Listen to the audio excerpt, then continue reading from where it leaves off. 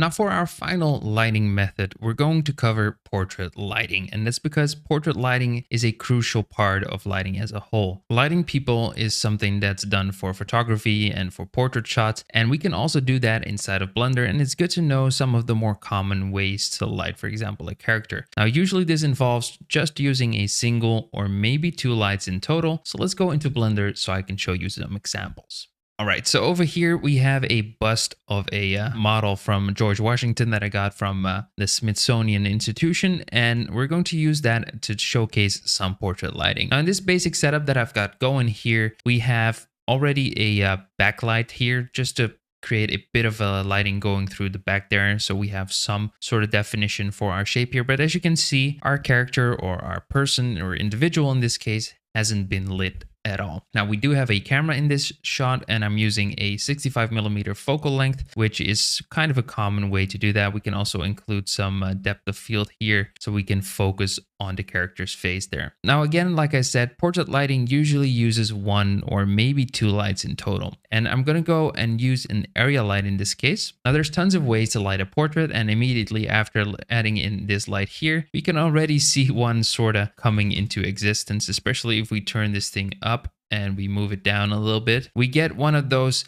lighting methods that gets that campfire look, right? This is like the flashlight in your face type lighting, and it's just simply one light pointing upwards, creating these sort of shadows at the bottom of our eye sockets here and at the top of our eyebrows, which creates an ominous, almost skull-like look. It looks like you're seeing the skeletal structure of the character or the portrait here, and that gives an ominous look. Now, I'm going to go open up a new window just so we can, on the right side, keep on visualizing our portrait shot here, but on the left side, it's easier for me to change the light position. And now if we take our light here and we move it to the side, something like that, and we're just going to point it at our character like that. This looks to be pretty okay. So we have our light here on the side and it's facing towards our character. Now I'm going to rotate our light a little bit on the Z rotation there, and I'm going to make the size a little bit bigger. And what this will give us, especially if we turn this into a disc here, is something that is commonly known as Rembrandt lighting. So what we're getting here is we get this sort of triangular shape over here.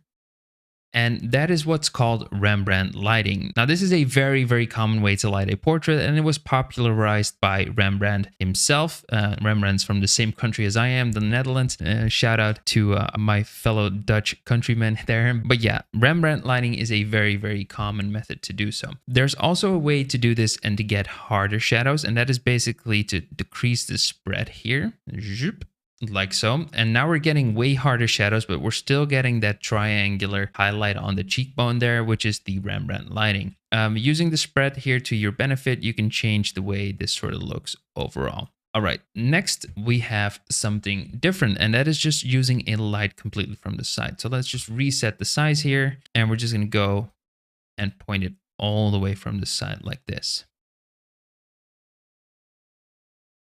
There we go. Now this is another very, very nice way that creates split lighting. So our character is now split into two halves. We have the bright side and we have the dark side. This is a very contrasty way, very moody way, showing a bit of a duality in personality maybe that you get with just one single light facing from the left side. This does create a bit of hard shadows on this side. And one way we can counter that, and that is mainly for Cycles, by the way, because Cycles has way better bounce lighting, is to just add in a plane. Let's rotate it on the Y 90 degrees. And let's just move this guy on the X axis. And what is happening now is that the light here is casting these light rays. It's hitting the character here, but it's also hitting this thing and bouncing back to our character. And that's what's creating these way softer shadows on this side. So again, this is split lighting, but it's split lighting with a fill light, in this case using a plane, so not an actual light, but just bounce lighting of a plane. That is very, very common to get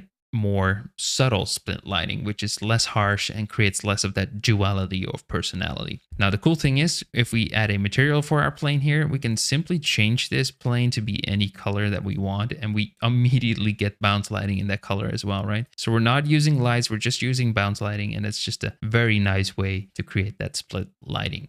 Now, next up, we have something which is very similar to IQ lighting, and that is just using two of these lights on both sides and they're way too strong. We're just going to make them bigger on both sides to get softer shadows there.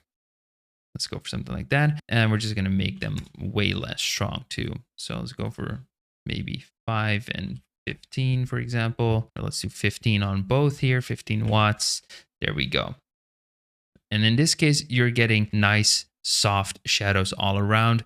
There's no hard edges. There's nothing really sharp going on. So this is a very flat way to light the character. Again, very similar to high key lighting. Now, next up, we have something called butterfly lighting. This is using a front-facing light. So we're just going to make this guy smaller. Let's just point it forwards like so.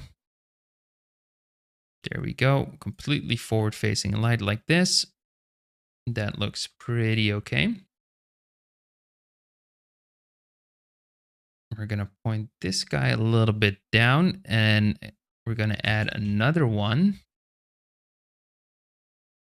And we're going to go and have that thing point downwards. And what we want is, we can tone this thing down. If you want a subtle shadow below the nose and also a subtle shadow below the chin, this is called butterfly lighting. Now we want this shadow, especially the one below the nose, to basically not reach the upper lip. That's just the way the butterfly lighting works. So at this case, maybe it could be angled just a little bit more upward so we get less of a shadow there. Let's see, something like that. Let's point this guy down a little bit more. Perfect. The shadow under the nose is not touching the upper lip. We do get nice shadows here, and we get shadows on all the other parts. Great example of butterfly lighting. Now, the final portrait light that I want to showcase is using a rim light. Again, very similar to like 3-point lighting and silhouette lighting and stuff like that. And basically all those lighting methods also apply for these types of things. And there's hundreds of ways to light your portraits, and we're not going to cover all of those. I'll leave a link to a resource which kind of showcases where to position lights to get certain results. So a link will be posted on this platform so you can find reference material for a bunch of different portrait lighting setups, but we're going to go and cover that final one. So I'm just going to delete the arrow light here. We're going to go move this guy here and to the side slightly, and we're going to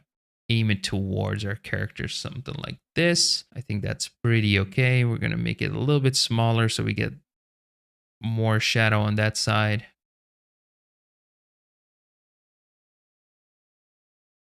I think that's a pretty decent look.